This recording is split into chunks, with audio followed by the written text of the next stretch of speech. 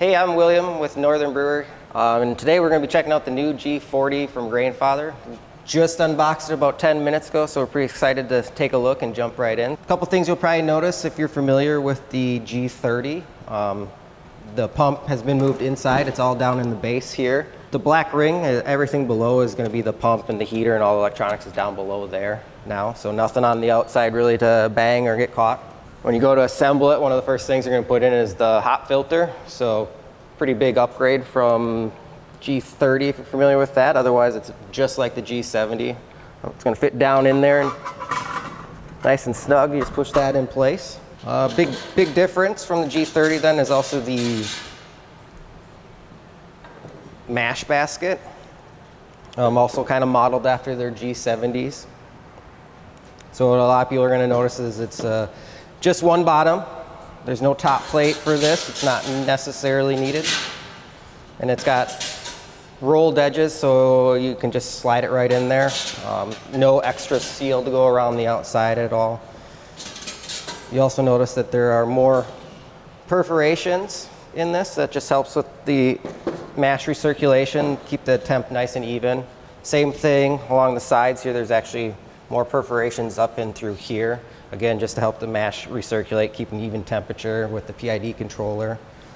So that just drops in there and then drops down into the Grainfather.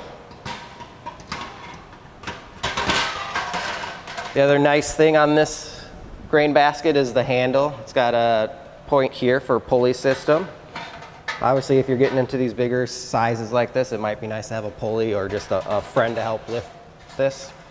The control box, this one's Wi-Fi, so you can use it anywhere that you have wireless connection, not limited to just Bluetooth range. It's got a nice waterproof connection here that it just pushes in and then screws together. And then this is just a magnet mount. It's got two posts on the back and just slides right on. That's pretty nice and easy. A few other things that be familiar with is the chiller. It's the same one as the G30, perfectly sized for this one. I know that they did look at the G70 chiller to see if they wanted to upsize it, and wasn't needed. Then you have the recirculating tube. Attaches to the inside here. Pump will pump from here up and over for recirculating the mash. So part of the pump recirculation includes integrated sight glass into it for you. They have both gallons and liters. This one has the gallons out. Most of the US ones should ship with the gallons out. Every gallon from 0 to 12 is marked. And then if you want liters, you can loosen this nut up here and actually spin the sight glass around to have the liters showing forward. Power cord, very important. Got a nice bunch of little spare parts. Haven't really figured out what those are yet, but they're spare parts, so hopefully we don't need them.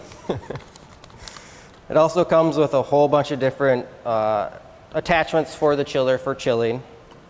Of course, you get the instructions, and then you get the nice big glass lid that fits on there for chilling later on. Never want to use it with that on because it gets pretty hot. But I'm excited, you know, the mash basket is a nice improvement in my opinion. It's a little bit, I'm gonna set this off to the side here. Just a little bit easier to assemble with just dropping it in there and that rolled edge. One thing I'm really excited for is the hop filter. We all love hops, more and more hops. So I'm excited to see how this does and performs. It completely covers the bottom, so no hop's gonna sneak by at all. I'm just bringing this back over.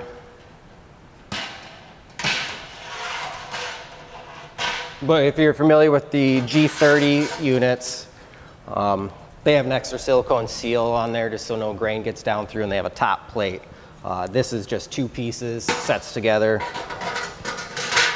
I'm excited just to see how the quicker setup and tear down, and to be honest, less parts to clean, because that's the worst part about brewing. So it does have the same feet style for the grain basket as the G70. So it just lifts up there and sets in. Actually, now that I see that, I really like that it's not, the G30 tends to add a lot of height. I don't know why, but I kind of like the look of it being a little bit shorter, squatty maybe. Another big change is the controller. Bluetooth is great, but there's a limit to that. This is going to be wireless, so for some reason I'm on a plane and I want to brew, I could probably do that. But I'm just excited for the connectivity, so I can be out in the yard with the dogs and still be paying attention. Not that I'm going to leave this unsupervised, but. And then the big difference is for a lot of people, these are 220 volt, which means more power, quicker heat time. So hopefully they're going to really drop that heat time down, because no one likes to watch a pot of water boil. And really, the more time you can save heating, it's just a shorter brew day, so that can save you quite a bit of time on your hobby. We're pretty excited to be going over this today with you and everything. We partnered with BSG and Bevy, Grainfather, to get one of the first ones out there to show it to you guys. We really like the brand, we believe in it. So we're going to be jumping into a brew day tomorrow. The Grainfather recommends or states that 28 pounds is probably the upper limit for the grain bill on this. We're going to be doing one of our bigger 5-gallon batches, Dragon Silk Stout, and that comes in at 21.5 pounds of grain. So perfect one to test it on, in my opinion. Pretty stoked for that brew day. Make sure to follow us so you can see everything we're going to be testing out on the G40. We're going to be putting it through the home brewer ringer for sure. And just make sure to like, subscribe, and follow us.